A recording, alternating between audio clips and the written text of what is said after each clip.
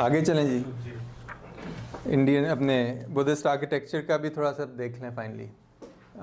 Sculpture तो देखा है थोड़ा बहुत। तो ये जो है बिहार में हमें एक बहुत कदीम गार मिलता है जिसको लोमास ऋषि गार कहा जाता है, यानी ऋषियों का गार, बराबर हिल्स में। तो उसका इंटरेस्टिंग पहलू ये है, आगे चलें। ये पहली स्लाइड ऐसी होती है, एक दफ़ा चल जाए फिर चलेगी। तो जो करीब जाके देखते हैं तो खैर इसका इंस्क्रिप्शनल एविडेंस वगैरह अंदर जाके ये पता चलता है कि ये बुद्धिस्ट केव नहीं था। ये एक और दीन आने की कोशिश की थी जो कि ज़्यादा देर चला नहीं, जिसको अजीविका कहते हैं, अजीविक या अजीविका। वो चला नहीं ज़्यादा, 12 एक साथ रह गया। तो ज़रूरी ज़्यादा ये है कि इसी तरह के तर्ज के जो बुद्धिस्ट केव श्राइन्स थे वो इसी तरह के नज़र आते थे। और जो सबसे अहम चीज़ याद करने की हमारे लिए वो है, ये है कि जो अर्ली केव श्राइन्स हमें नज़र मिलते हैं, ये अशोका, ये मौर्यन पीरियड है, 3rd सेंचुरी BC। तो वो सारे जो हैं वो फ्री स्टैंडिंग वुडन आर्किटेक्चर यानी लकड़ी की बनी हुई इमारत की कॉपी करते हैं गारों में। और गार में इसलिए क्योंकि गार नशीन होना तो बहुत पुरानी रिवायत है, ऋषियों की, पैगंबरों की, हर दुनिया के हर रिवायत में गार नशीनी बहुत ज़रूरी है, उसके बगैर काम नहीं चलता। तो वहीं पे वही भी आती है, वहीं पे जिक्र भी होता है। तो गारों का तो सिलसिला चलते रहा था, लेकिन यहाँ पे जब बुद्धिज़्म और दूसरे अदियान आए तो उन्होंने जो फ्री स्टैंडिंग वुडन आर्किटेक्चर था उसको अपना लिया गारों के अंदर आर्किटेक्चर बनाने के लिए, तो पत्थर में। तो यहाँ पे हम जो इसका सिर्फ फसाड पे नोटिस करेंगे, और फसाड पे पूरी एक एक चीज़ जो इन्होंने बनाई है पत्थर में, वो एक्चुअली लकड़ी की इमारत की कॉपी कर रही है। जैसे कि हम जब ये आर्च देखते हैं, छेतिया आर्च, तो ये आप देख सकते हैं कैसे कि उन्होंने बड़े बड़े वुडन बीम्स को टेढ़ा करा, उसकी उन्होंने कॉपी की हुई है। और जिस तरह ऊपर फिनियल है, फिनियल को क्या कहते हैं? कलश। कलश। तो उसकी भी जो कार्विंग है वो बिल्कुल लकड़ी की कलश की कॉपी है। हमारी मस्जिद पे जो कलश है अल्टीमेटली बुद्धिज्म से आ रहा है। ये बात किसी मौलवी के सामने नहीं करें तो बेहतर है। उस पे वो जो इन्वर्टेड लोटस है वो भी यहीं से आ रहे हैं, जिसको हम क्या कहते हैं, मौजपा। अच्छा अच्छा अच्छा, माशाल्लाह। अमेजिंग। तो जब हम डिटेल्स में देखते हैं तो ये एक स्क्रीन है जो कि ज़ाहिर पत्थर में बनी हुई है, गार है, लेकिन ये स्क्रीन जो है वो बैम्बू स्क्रीन्स होती होंगी उस ज़माने में लकड़ी की इमारत पे, तो वो उसकी कॉपी कर रहे हैं। उसको हम जाफरी कहते हैं। जाफरी है, बिल्कुल। और उसी तरह एक और एलिमेंट होता है जिसको रेकिंग कहते हैं, कि जब आप लकड़ी का फ्री स्टैंडिंग स्ट्रक्चर बनाते हैं तो उसके जो पिलर्स हैं दरवाजे के, उसको आप एंगल पे डालते हैं ताकि वो पूरा लोड बेयरिंग बन जाए, वरना अगर यूँ करेंगे तो वो केव कर जाएगा, टूट जाएगा। तो वही चीज़ उसकी कॉपी कर रहे हैं, पत्थर में भी उन्होंने वही चीज़ बना दी, हालांकि ज़रूरत थोड़ी थी, वहाँ तो पत्थर है, खड़ा हुआ है खुद ही। और यहाँ पे भी आपको ये बीम्स जो हैं वो फिट हुई भी दिखा रहे हैं जैसे कि वुडन में, लेकिन यहाँ पे तो कोई फंक्शन नहीं है उनका, सिर्फ फसाद है। फिर हम उसकी आइकनोग्राफी में आते हैं कि यहाँ पे दिखा क्या रहे हैं। यहाँ पे ये दिखा रहे हैं कि हाथी जो हैं कितने खूबसूरत उसी तरह से बने हुए हैं, बहुत फुल फ्लैशी, बड़े खूबसूरत। वो मगरमच्छों के खुले हुए मुंह के अंदर से नमूदार हो रहे हैं, और उसके बाद इन टीलों के ऊपर टीलों की पूजा कर रहे हैं। सबसे पहली चीज़ तो ये पूरी जो है एक क्रिएशनल सिंबलिज्म है कि पूरी दुनिया या पूरी कॉस्मोस का जो तख्लीक हुई वो सिंबॉलिकली, जिस तरह क्रिश्चियन बाइबल में है ना कि the spirit moved on the face of the waters, तो उसी तरह वेदों में भी है और बुद्धिस्ट मैथोलॉजी में भी है कि सारी चीज़ जो क्रिएशन है वो पानी यानी केओटिक वाटर्स में से आई। तो मगरमच्छ उस केओटिक वाटर्स की अलामत है। वैसे ही आप उन्हें देख लें तो पता चल जाता है कि बड़े घिनौने, डरौने, लेकिन और उनके खुले हुए मुंह से सारी क्रिएशन आई। पहली चीज़ हाथी आई, हाथी की हम सिम्बोलिज्म डिस्कस कर चुके हैं, मुक़द्दस जानवर है, बुधा से भी मुंसलिक है। और फिर वो इन टीलों के ऊपर जो कि सेक्रेड माउंट्स हैं, जिनको हम स्टूपास भी कह सकते हैं, शायद माउंटेन भी कह सकते हैं, एक्सेस भी कह सकते हैं, तो वो उनको उनकी पहचान करके उनको इस्टेब्लिश कर रहे हैं। तो बहुत ही दिलचस्प सिम्बोलिज्म है इधर। फिर हम आते हैं दूसरे देवता यानी यक्षा। और यहाँ ये हम याद रखेंगे अगले हफ्ते की लेक्चर के लिए, क्योंकि जब हम पहली सदी ईस्वी में आते हैं तो हमें सबसे पहले बुधा की इंसानी शक्ल मिलती है। यानी पहले 500 साल कोई नहीं था, उसका तारीख एकदम से नज़र आती है। तो कुमार स्वामी कहते हैं एक और आर्टिकल में कि जब बुधा की शक्ल बनाने की ज़रूरत पड़ी लोगों को, तो उन्होंने ये जो पुराने यक्षाओं की जो अक्कासी थी उसके ऊपर उन्होंने बुधा को पहले बनाया। तो हम अगले हफ्ते इसको डिस्कस करेंगे।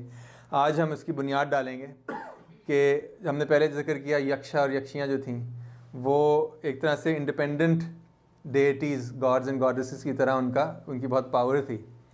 तो साथ साथ बुद्धिज़्म चल रहा था, लेकिन साथ साथ जिस तरह आज भी है हिंदुस्तान वगैरह पूरे बर्र-ए-सग़ीर में एक दिन तो है नहीं, हमेशा से बहुत सारे अध्ययन रहे हैं। उनमें से लोकल प्रैक्टिसेस अभी तक बरकरार हैं। ख़ास तौर पे मॉडर्न इंडिया में दरख्तों के और यक्षाओं की पूजा अभी तक की जाती है।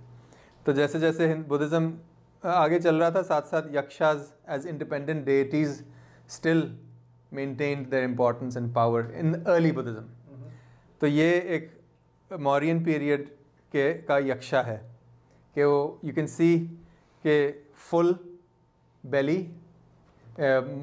Point of maximum inhalation, portly, बहुत frontal.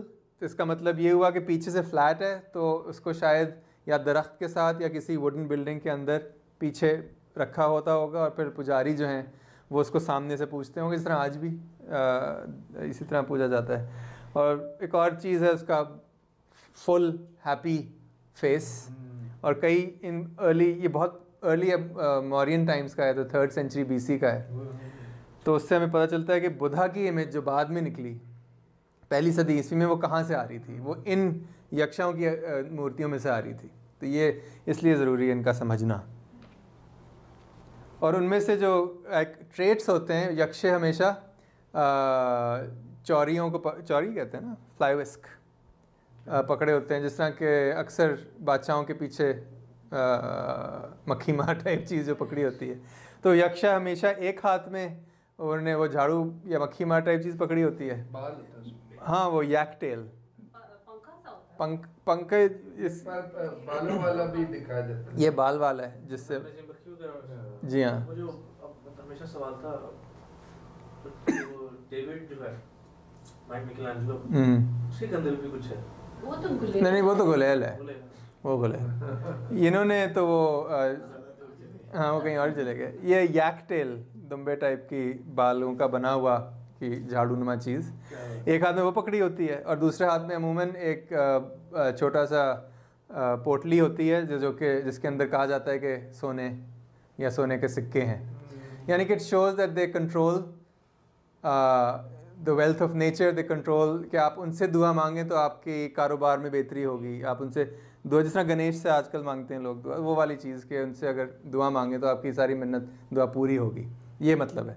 So they acted as independent deities at this time during the Ashokan period. Buddhism साथ साथ चल रहा था, साथ साथ इनके लोकल रीजनल रिलीजन्स भी चल रहे थे साथ। एक जगह यक्षा था तो दूसरी जगह मदर गॉडेस यानी यक्षी भी उतनी ही ज़रूरी थी। और ये बड़े मज़े की दीदरगंज एक इलाका है पटना के करीब, तो वहाँ पे मेरे ख्याल से आज से कोई 1930s में जब सैलाब आया, तो जब सैलाब हटा और जो रेत वगैरह थी दरिया की, जब वो ऊपर आई, जब वो हटी, तो उस दरिया के अंदर से ये मूर्ति निकली। तो लोगों ने तो कहा कि ये तो स्वयंभू हो गया, ये तो खुद ब खुद अपनी नमूदार हो गई यक्षी, इस तरह की चीज़ें। तो फिर आर्ट हिस्टोरियंस वगैरह जो स्टडी की, पॉलिश देखा, चुनार सैंडस्टोन देखा, तो उन्होंने कहा कि ये तो अशोकन पीरियड की यक्षी है, देवती है, देवी। याद आया माइकलैंजेलो के डेविड, वो इस तरह से कि ये जो ये वाली फॉर्म है, जो पोस्टर है घड़ोने का, थोड़ा सा ऑब्वियसली इसकी ग्रीक वो कॉन्ट्रापोस्टो का भी है, वो बाद में आता है हमारे यहाँ। लेकिन इस वाले जो इन्होंने इस तरह कंधे पे रखा है, इससे भी वो मिलती है। और ये जो डांस जो गर्ल है, वो तो बहुत, ये जो डोनाटेलो का डेविड है, बहुत ज़्यादा पतला पतला था, वो इससे बहुत मिलता है। वो इत्तेफाकन ही हुआ होगा क्योंकि वक्त ये 2000 BC हद है, यानी हाथ से या उसने कहीं देखा, मतलब मुश्किल ही है ये। उस वक्त तो ये बहुत ज़मीन में चंद हजार फीट नीचे गड़ी हुई थी, तो अभी लोगों ने निकाला अंग्रेजी ज़माने में। एग्जैक्टली, तो वो सवाल ही नहीं पैदा होता। इसका भी ये भी बेचारी पता नहीं कितने सालों से नीचे थी, फिर समंदर जब दरिया हटा तो फिर निकली, तो वो भी सवाल नहीं पैदा होता। तो ये बस इंडिपेंडेंट आर्ट फॉर्म्स हैं, क्या कर सकते हैं। तो बहरहाल इसमें भी ज़रूरी बात यही है, जिस तरह से हमने वो शेरों में देखा लाइन कैपिटल पे, कि एक तरफ तो नेचुरलिज्म है, लेकिन नेचुरलिज्म में ठहराव है, बड़ी एक रिमोट आइडियलिस्टिक रिप्रेजेंटेशन है। मतलब once again she is not a figure who is caught like walking या कुछ हरकत करते हुए, बड़ी स्टेटली है, इस तरह से स्टैटिक है। दोनों जो पैर हैं वो बिल्कुल ज़मीन में गड़े हुए हैं बराबर, कॉन्ट्रापोस्टो नहीं है, तो मूवमेंट नहीं है, वेरी स्टैटिक फिगर। और इसके जितने भी आसार हैं कि बाल कैसे होने चाहिए, बदन कैसा होना चाहिए, वो सब कुछ आपको वैदिक और दूसरे शुरू के टेक्स्ट्स में भी मिलता है कि what is the ideal feminine form like. तो वो टेक्स्ट में भी ऐसे ही मिलता है जिस तरह से उन्होंने इसकी यहाँ पे अक्कासी की है। और ये पोस्चर भी बड़ा क्लासिक है, बहुत क्लासिक। त्रिभंगा इसको कहते हैं? बिल्कुल भी नहीं। अच्छा। त्रिभंगा कॉन्ट्रापोस्टो होता है, वो क्या होता है? जो एक पाँव पे ज़्यादा जोर होता है। तो वो फिर ये जी हाँ, तो यहाँ पे ये दिखाना चाह रहा हूँ, कॉन्टिन्यूटी ये है कि ये अशोकन पीरियड की देवी है, यक्षी है, जो जिसकी एज एन इंडिपेंडेंट तौर पे गॉडेस की तरह उसकी पूजा की जाती होगी। लेकिन स्टाइलिस्टिकली आप देख सकते हैं, आइकनोग्राफिकली देख सकते हैं कि इसने भी उसी तरह का हार लगभग पहना हुआ है जिस तरह से हमारी मोहनजोदाड़ो वाली गॉडेस ने पहना है, और उसी तरह उसके भी एलैबोरेट हेयर डू है जिस तरह से इसका भी है। हाँ ये तो है, लेकिन इस तरह से जिस तरह से उन्होंने दिखाया हुआ है कुछ कंटिन्यूटीज भी हैं, कि कंटिन्यूटीज भी हैं, और स्पेशली जो इलाबोरेट हेयर डू है वो महारानी टाइप वाला हेयर डू है। मोस्टली ये ईस्टर्न है, बट आप वो जो पहले फ्रांस में या पता नहीं कौन सा the very first bust that was found that did not have such अच्छा jewelry, हम्म जो very first one जिसका नाम नहीं पता, woman of पता नहीं अच्छा it's a small bust इतना सा, अच्छा, हाँ उसका वो फ़र्क है। बहुत एंशिएंट है, वो औरत का ही है, बट उसमें कोई ज्वेलरी नहीं, जबकि हमारे इंडस वैली में हमेशा ज्वेलरी पहनी होती है, तो it's a very particular Indian representation idea of what a goddess should be like. तो रीगल एक रिप्रेजेंटेशन भी है, तो कंटिन्यूटी तो नज़र आ रही है उस तरह से। और इसमें भी वही idea of fullness of form, rounded figure, all those elements जो कि हमें नज़र आती हैं अशोकन पीरियड में ख़ास तौर पे, वो इसमें नज़र आ रही हैं। फिर हम मज़ीद देखते हैं। हाँ, तो फिर एक बड़ी तब्दीली आई जब अशोका मर गया, तो उसने बड़ी गलती की, उसने अपने बच्चों में अपनी रियासत बांट दी, तो वहाँ फूट पड़ गई। फूट पड़ी तो सारा कुछ इतर बितर हो गया, और जो पूरी जो मौर्यन डायनेस्टी थी वो टूट गई बड़ी जल्दी। और जब वो टूटी तो पूरा जितना भी बर्र सग़ीर था वो छोटी छोटी रियासतों में बट गया। तो जब वो बटा तो एक जो यूनिफिकेशन थी, क्योंकि अशोका के पीरियड में उसने सड़कें बनाई थी जिसके थ्रू ट्रेड होती थी, तजारत होती थी, ज़बानों का फैलना हुआ, बुद्धिज़्म का फैलना हुआ, हर चीज़ तहज़ीब का फैलना हुआ। जब वो टूट गया तो छोटे छोटे सूबों में, छोटी छोटी रियासतों में बट गया हिंदुस्तान पूरा। तो फिर जो यूनिफिकेशन थी, क्योंकि बड़ा पुरअमन दौर था अशोका का, तो इसलिए बड़े आराम से चुनार सैंडस्टोन जो कि यहाँ पे गई हैं वो उठा के आप यहाँ ला सकते थे, वहाँ ला सकते थे, हर जगह मिलता है। लेकिन जब टूट गया तो फिर थोड़ा सा जो पुरअमन माहौल था वो ख़त्म हो गया, ख़तरा ज़्यादा बढ़ गया। तो सारे जो लोकल रियासतें थीं वो अपने अपने ही जगह के पत्थरों में ये चीज़ें बनाना शुरू हुए, जिसकी वजह से स्टाइल में भी बहुत बड़ी तब्दीली आई। पहली बार हिंदुस्तान की हिस्ट्री में आपको एक तब्दीली नज़र आती है, तो वो हम देखेंगे तब्दीली भी। और एक जो मशहूर साइट है वो भारत की है, जो कि यहाँ पे मध्य प्रदेश में पाई जाती है। तो उसका जो स्टूपा है वो तो नहीं बचा, लेकिन उसकी जो रेलिंग थी वो बच गई है, और वो फिर उठा के उन्होंने कलकत्ता के म्यूज़ियम में रख दी है अंग्रेज़ों ने। तो वो इस तरह से नज़र आती है। क्या बात। तो ये गेटवे है, 4 गेटवेज होते हैं, आपको शायद याद हो, तो उनमें से एक ये है। और उसके फिर सामने फसाड में आपको जो पूरा जो बुद्धिस्ट प्रोग्राम है आइकनोग्राफी का वो नज़र आता है। यक्षियाँ एज गार्डियन, क्योंकि हर रिवायत में रिलीजियस एक्सप्रेशन में हमेशा गार्डियन फिगर्स होना बड़ा ज़रूरी होता है। तो यक्षा यक्षीज़ यहाँ पे वो आपके कंधों पे भी 2 बैठे हैं गार्डियन, वही मलाइक जिस तरह से होते हैं, बिल्कुल बिल्कुल ये गेट के दोनों तरफ हमेशा होंगे। हमेशा होंगे। चौकीदारी भी कर रहे हैं, आपको इनवाइट भी कर रहे हैं बहुत सारे, लेकिन हैं मौजूद, देख रहे हैं आपको। विटनेसेस हैं, that's a good term, absolutely, कि कौन आ रहा है, किस नीयत से आ रहा है, क्या कर रहा है। बिल्कुल बिल्कुल। तो इधर कुमार स्वामी और भी लोगों ने इसके इंटरप्रिटेशन इस तरह से दी है कि ये जो they did take most of वहाँ it। जगह भर गया था ना, और ले जा ही नहीं सकते। ये तो इतनी बड़ी, लेकिन ज़्यादातर चीज़ें तो वहीं ले गए बिल्कुल, ब्रिटिश म्यूजियम में ज़्यादातर चीज़ें। हमारी बुद्धिस्ट आर्ट पे जो क्लास हुई थी वो वहीं हुई थी, म्यूजियम में है ही सब कुछ वहाँ। Masters in south Asian art कर रहा था। एक लेक्चर यहाँ हुआ था, अगला लेक्चर उसने म्यूजियम में कराया था। किसने? जो टीचर थे, अच्छा, एक्सपर्ट थे बुद्धिस्ट आर्ट। कैसे? नहीं, इंग्लैंड लेस्टर में मास्टर्स किया था। तो इसकी जो सिंबलिज्म अक्सर बात यही होती है कि जो स्टूपा है वो तो खाली है, अंदर उसका वॉइड है। उसकी अगर हम उसको ज्योमेट्रिकली देखें तो stupa then becomes like the dot, and then you have the railing or the outer circle which is like the circumference। तो वहाँ पे फिर आप के जो 2 पहलू हैं क्रिएशन के और खुदा के, एक्चुअली वो तो तंज़ीह और तशबीह हैं, इमिनेंस एंड ट्रांसेंडेंस। एक उसकी मुतलक हस्ती है और एक उसकी wheresoever you turn there is the face of God, वो वाली हस्ती है कि रग रग में भी है लेकिन मुतलक भी है एक साथ ही। तो उस तरह से अगर देखा जाए तो जो स्टूपा है वो उसकी ट्रांसेंडेंस की सिम्बलाइज करता है, और जो दीवार है, जो वेदिका है, वो उसकी इमिनेंस, तशबीह की रिप्रेजेंट करता है, जिसकी वजह से आपको जितनी भी देवताएं, देवियाँ, बुद्धा की कहानियाँ, जाटका टेल्स और भी जितनी भी सिम्बल्स हैं वो सारे आपको ज़्यादातर दीवार पे नज़र आते हैं। और फिर जैसे जैसे आप अंदर जाते जाते हैं चीज़ें थोड़ी साइलेंट होती जाती हैं, फिर आखिर में अंदर आप के बिल्कुल अनहद वाली जगह में पहुंच जाते हैं। ये गेटवे के भी जो 3 दर्जे हैं, बड़ा बहुत ज़रूरी, तोड़ना जिसे कहते हैं, क्या है? वही 3 layers, 3 divisions of the creation. Cosmos के 3 लेयर्स।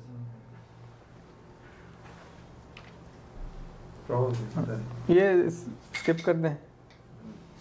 अब ये रिलीफ्स हैं, एग्जांपल्स हैं बारहुत की रिलीफ्स की, कि किस तरह से बड़ी फ्लैट, जो बारहुत का जो स्कल्पचर का जो स्टाइल है वो बहुत मौर्य अशोका से ज़माने से बिल्कुल मुख्तलिफ है। हालांकि 100 साल का फ़र्क है सिर्फ। अब हम 2nd सेंचुरी BC में आ गए हैं, अशोका 3rd सेंचुरी में था।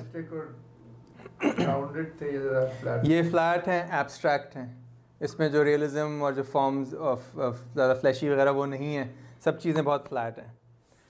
और ये दिखा रहे हैं किस तरह से एक बादशाह और उसकी या कोई लोकल रॉयल्टी और उसकी बीवी जो हैं वो स्टूपा का पूज रहे हैं, उसका चक्कर लगा रहे हैं, तवाफ़ कर रहे हैं उसके ऊपर मलाइका उड़ रहे हैं, ऊपर उनकी मलाइका उड़ के उनके ऊपर वो गुलदस्ते फेंक रहे हैं। इधर भी यही हो रहा है। यहाँ पे फिर से बहुत गाया का दिखाया हुआ है मंज़र, जहाँ पे बुद्धा ने एनलाइटनमेंट पाई थी। तो वो पीछे दरख्त है पीपल का, और यहाँ पे एक फ्री स्टैंडिंग छेतिया है। छेतिया टेम्पल को कहते हैं या सेक्रेड पेविलियन को कहते हैं। तो वहाँ पे देख सकते हैं कि चक्रा है, तो बुद्धा की को रिप्रेजेंट कर रहा है, जिसको ये लोग पूज रहे हैं, जिसके पीछे तवाफ़ कर रहे हैं। तो वंस अगेन यू हैव नहीं, मिनिएचर्स तो बहुत बाद में आए थे, जब तक बुद्धिज़्म ख़त्म हो चुका था। और फिर ये जो गेटवेज पे जो तैमूर साहब बता रहे थे गार्डियन फिगर्स, तो ये दोनों 2 पिलर्स हैं गेटवे के लिए। तो जब आप अंदर आते हैं तो आपको ये देख रहे होते हैं, एक तरफ ये हैं, दूसरी तरफ भी हैं। और बस ये दिखाना चाह रहे हैं कि वंस अगेन यहाँ पे जो बड़ी चेंज आ गई है वो ये है कि पहले यक्षी और यक्षा इंडिपेंडेंट देवता देवी थे, लेकिन अब बुद्धिज़्म जो है वो बिल्कुल हिंदुस्तान का एक बड़ा मज़हब बन चुका है और हर रीजन में, हर रियासत में बुद्धिज़्म ही का चर्चा चल रहा है। तो वहाँ पे जो यक्षी है और यक्षा है वो बुद्धिज़्म की सर्विस में इस्तेमाल हो रहा है। उसका एज एन इंडिपेंडेंट डेटी इतना फंक्शन नहीं रहा, बुद्धिज़्म ने अपना लिया है, घेर लिया है उसको। तो यहाँ पे वही यक्षी है, दरख्त को पकड़े हुई है, जिस तरह हमने वो पहले देखी थी इंडस वैली में, उसके बाद में भी देखी थी। लेकिन अब वो एज अ गार्डियन फिगर है बुद्धा की स्तूपा में। और ये भी एक बहुत पुरानी रिप्रेजेंटेशन है कि जितने भी हिंदुस्तान में देवता देवियाँ दिखाई जाती हैं वो अक्सर किसी चीज़ के ऊपर बैठी होती हैं, किसी व्हीकल के ऊपर बैठी होती हैं। तो यहाँ पे भी दिखा रहे हैं सी हॉर्स है, दरियाई घोड़ा, यहाँ पे एक छोटा सा गाना जो बौना है, इस तरह की चीज़ें। और जो अक्कासी है, जो रिप्रेजेंटेशन है वो बिल्कुल तब्दील हो चुकी है, फ्लैट हो गया है। लोग कहते हैं कि शायद इस वक्त लोग वुड में जो कारीगर थे जो लकड़ी में बनाते, लकड़ी में बड़ा मुश्किल होता है ना रियलिज्म देना, तो वो ही लोग ये बना रहे थे, तो जिसकी वजह से फ्लैट हो गया, क्या पता। लेकिन बहुत जैसे कि बिल्कुल फ्लैट शीशे के अंदर जिस तरह धक्का दे दिया, तो बहुत ही फ्लैट, बहुत रिमोट, बहुत एब्स्ट्रैक्ट रिप्रेजेंटेशन। तो वो रियलिज्म, नेचुरलिज्म ख़त्म हो गई इस ज़माने में, फिर आ गई, बाद में फिर आ जाती है वापस। तो ये जस्ट अ कंपैरिजन कि ये अशोकन पीरियड की यक्षी और ये एक यक्षी जो कि उसके बाद वाले ज़माने की, यानी कि जब बंटवारा हो गया था, रियासतें छोटी छोटी हो गई थी, उस ज़माने की में बहुत फ़र्क है। आइकनोग्राफी एक जैसी है कि दोनों ने वही झाड़ू पकड़ी हुई है, दोनों ने बहुत ज़्यादा जेवर पहना हुआ है, उसी तरह की साड़ी पहनी हुई है, लेकिन रिप्रेजेंटेशन बहुत मुख्तलिफ है। जो काम है ऊपर वो बहुत ही जैसे कि ड्राइंग जैसा किया हो, जबकि यहाँ पे बहुत फॉर्म है, हर चीज़ को स्कल्प्ट किया हुआ है। तो दोनों में बड़ा फ़र्क है। जब रीजनलिज्म आई हिंदुस्तान में तो इस तरह का स्टाइल आ गया। एक और इम्पॉर्टेंट चीज़ जो कि आपको बुद्धिस्ट दीवारों पे और बुद्धिस्ट आर्किटेक्चर में मिलती है वो है मिठुन। चक्रवर्ती नहीं, लेकिन मिठुन जो होते हैं वो हैं एमरस कपल्स, यानी कि जो नर और नारी का जो मिलाप होता है उसको, उसकी अक्कासी करते हैं। उसकी भी फिज़िकल सिंबलिज्म भी है और स्पिरिचुअल सिंबलिज्म भी है कि union of male and female, of man and God. तो वो यूनियन का एलिमेंट बहुत ज़रूरी है बुद्धिज़्म में भी। और यिन यांग, फीमेल प्रिंसिपल मेल प्रिंसिपल इकट्ठे आते हैं तो फिर दुनिया बनती है लिटरली, तो वो उसका बहुत ज़रूरी है। तो वो अक्सर शुरू में तो बड़ी शरीफ तरीके से साथ साथ खड़े हुए, जैसे जैसे वक्त आगे निकलता है तो वो शराफत थोड़ी दूर पीछे रह जाती है। तो वो शायद आगे जाके अगले हफ्ते मौका मिला तो शायद देखेंगे। कैसी है हमारे पगड़ी का स्टाइल बड़ा एंशिएंट है। फिर एक केव श्राइन, केव साइट भी देख लें, इसी ज़माने की, जब रीजनलिज्म आई हुई थी, छोटी छोटी रियासतें थीं, तो उस ज़माने में केव साइट्स जो थी बुद्धिज़्म की वो भी बहुत ज़रूरी हो गई थी। कितना टाइम है? अभी है टाइम, थोड़ा सा ख़त्म होने वाला है अब हमारा ये पार्ट। टाइम तो है थोड़ा सा। तो जो हम देख रहे हैं वो है बॉम्बे के पास, नहीं उसके पास ही है, भाजा के नाम से। एलोरा तो थोड़ा लेटर साइट है, ये अभी हम 2nd सेंचुरी BC में है, वो अगले लेक्चर, तो वो हिंदू वाले लेक्चर। अच्छा।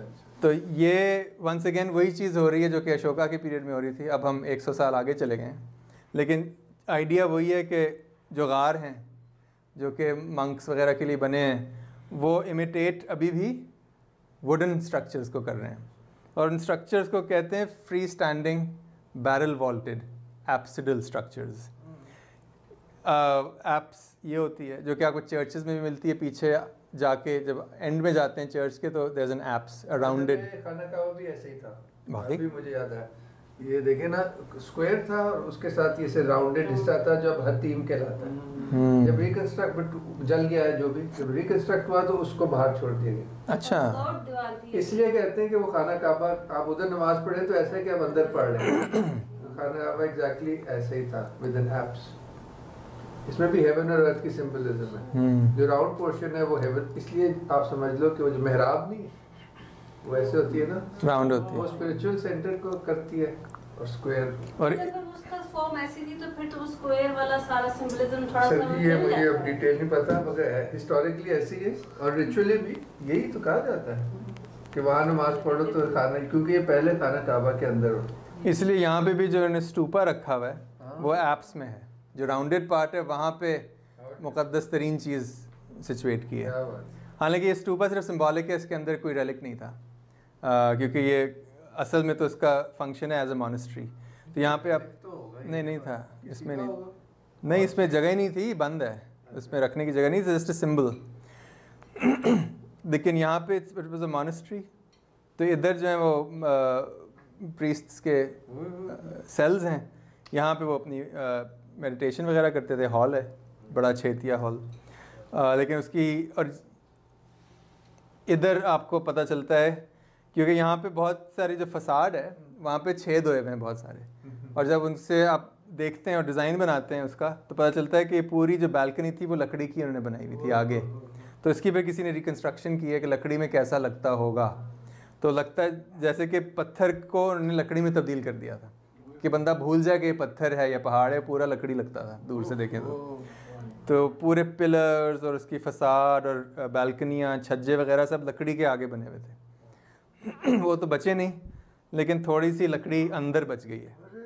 हालांकि इसका फंक्शन कोई नहीं है, मतलब फंक्शनल पर्पस गार में क्या होगा, गार तो अपने आप से खड़ा रहता है, लेकिन वो इतना ज़रूरी था उनको फ्री स्टैंडिंग वुडन स्ट्रक्चर्स की नकल करना कि उन्होंने असली लकड़ी की बीमें गाड़ दी अंदर गार के अंदर।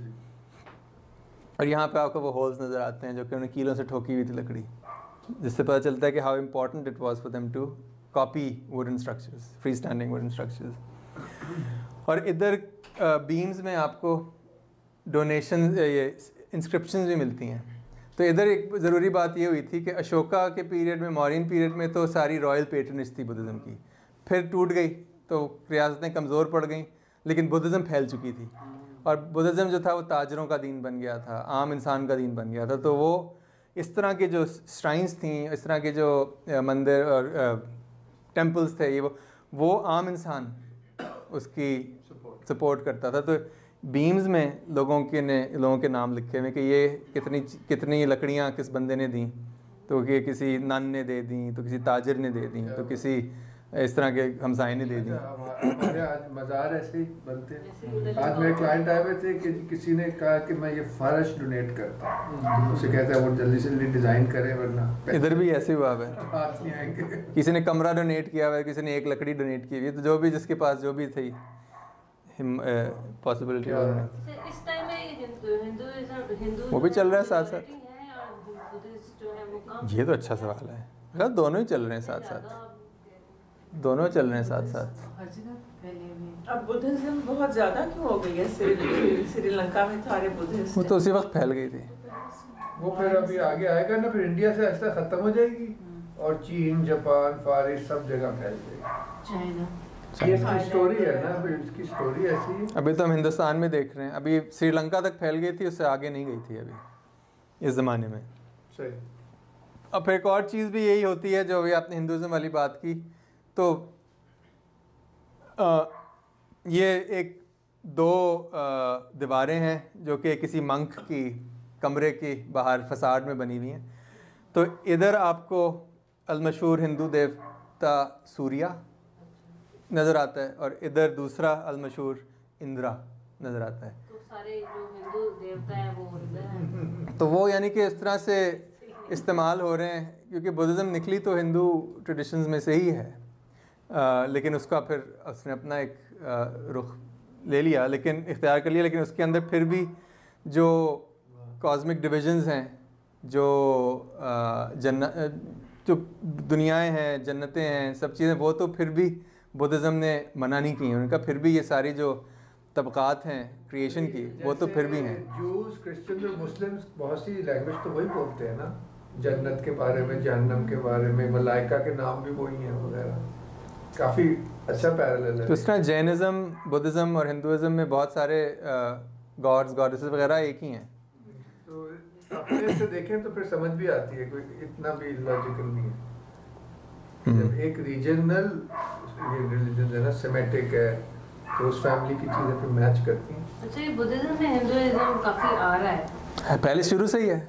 वो तो है, बट जो उनका अपना मजहब है हिंदुइज्म, उसके अंदर बुद्धिस्ट का भी असर आता है। हाँ, मतलब वैष्णव जो ट्रेडिशन है उसमें तो कहते हैं बुद्धा जो था वो भी अवतार था विष्णु का, तो वो भी आता मगर है, उनके लिए सेंट्रल तो नहीं है ना। लेकिन सेंट्रल नहीं है। उनके तो इतने ज्यादा देवता हैं कि फ़र्क है, काफ़ी ज़्यादा है, ये कंपास। बेसिकली वो सूरज गॉड है, उसकी चैरियट कहते हैं, इसलिए वो आसमान में ट्रैवल करता है। 4 घोड़े होते हैं, 4 घोड़े, हर पहर का एक घोड़ा।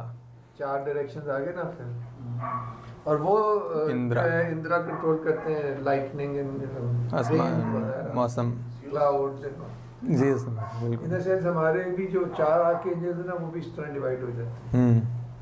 अभी मुझे उनका पर्टिकुलर ग्रीक मिथोलॉजी के साथ इसके पैरेलल्स जो है बड़े बिल्कुल। interesting वो तो बहुत मजे के होते हैं, क्योंकि दुनिया तो वही है, खुदा भी वही। ये टाइम फ्रेम भी तकरीबन 2nd सेंचुरी BC। अच्छा, तो फिर अब हम आते हैं आखिरी साइट पे अपनी आज की, क्योंकि हमने अभी तक यही इलाका देखा है, नॉर्दर्न इंडिया। अब हम साउथ में एक एग्जांपल देख लेंगे, अमरावती स्टूपा, जो कि जिसकी काफ़ी बड़े वसी तारीख़ी पैमाने पे जिसकी इमारतें चलती रहीं। अशोकन पीरियड में उसकी बुनियाद डाली गई स्टूपा की, जो कि इधर है आंध्र प्रदेश में, लेकिन फिर उसके ऊपर पे और एडिशंस होती रहीं 500 साल के लिए। तो उसमें बहुत सारी आपको हिस्टोरिकल आर्टिफैक्ट्स मिलते हैं। तो उसके अंदर 2nd सेंचुरी का भी एग्जांपल्स मिलते हैं, जो कि बहुत ही फ्लैट हैं, उसी तरह जिस हमने पहले बात की थी। और ये उसके साथ का एक और स्टूपा है, जिसकी एकदम छोटी मोटी चीज़ें बच गई हैं, स्टूपा नहीं बचा। तो ये मैं इसलिए दिखाना चाह रहा था कि वंस अगेन एक हमारी बर्रे सग़ीर का जो एक बिलीफ सिस्टम है कि राजा को या बादशाह को कैसा होना चाहिए, तो वो उसकी अक्कासी यहाँ की हुई है कि what should a perfect king be. Chakravartin जिसको कहते हैं ना, जो वो बादशाह जो कि चक्कर है वो चलाए और उसको बैलेंस में लाए। तो इधर उसके 9 रत्न भी नज़र आ रहे हैं सारे। 9 रत्न तो हम सब ने सुने ही हुए हैं। ये बड़ा पुराना इसका भी फ़लसफ़ा जो है वो प्री हिस्ट्री में तकरीबन चला जाता है कि 9 रत्न हर बादशाह के होने चाहिए। तो उधर पे घोड़ा होना चाहिए, वज़ीर होना चाहिए, बीवी होना चाहिए, फ़लाँ जर्नल होना चाहिए, पहिया, एक और त्रिशूलनुमा चीज़। उसके बाद पैसे बरस रहे हैं क्योंकि चक्रवर्तिन है, पूरे मुल्क पे उसका अच्छा राज है, तो आसमान जो है वो पैसे निछावर कर रहा है।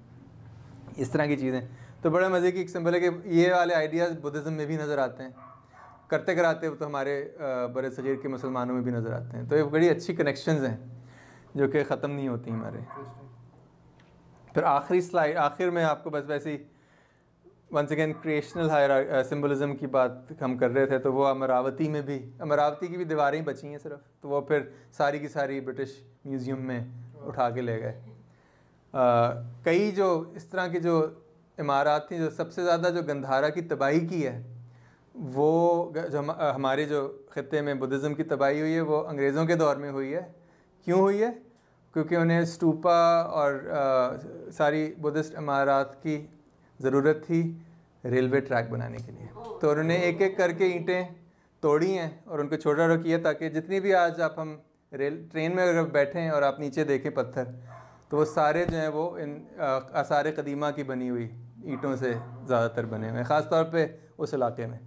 तो इसलिए कुछ बचा नहीं हमारे पास। म्यूजियम में उठा के लेके जा रहे हैं, प्रिजर्व कर रहे हैं, फिर दूसरी तरफ रेलवे ट्रैक बना रहे हैं। वो आपस में भी उनका बड़ा तनाज़ा था कि जो ईस्ट इंडिया कंपनी वाले थे वो कहते आगे ले जाओ, हमें आगे तक जाना है। बीच बीच में फिर आर्कियोलॉजिस्ट और आर्ट हिस्टोरियंस बचा बचा के लेके भी चले जाते थे। तो दोनों तरफ लुट मची हुई थी। कुछ नहीं छोड़ा उन्होंने, जो छोड़ा है वो बस इत्तेफाक से ही छुट गया। तो यहाँ पे आप देख सकते हैं क्रिएशनल सिम्बलिज़म की हम बात कर रहे थे। तो इधर लोटस है, ये लोटस स्टॉक है, ये एक तरह शमसा भी बन जाता है, सूरज भी है, क्रिएशन की रेज भी हैं, और वैसे लोटस है। लेकिन यहाँ पे छोटे गणा कहते हैं ना इन लोगों को, बौने जो हैं वो एटलांटियन, जो ग्रीक और रोमन ट्रेडिशन में भी आपको एटलांटियन फिगर्स होते हैं छोटे छोटे, जिनके बलबोते पे पूरी कायनात उन्होंने उठाई होती है। तो वो इधर भी आपको हिंदू टेम्पल्स में भी अक्सर बेस देखे ना हिंदू टेम्पल्स की, अगर कभी मौका मिले तो वो छोटे छोटे बौनों ने उठाई होती है।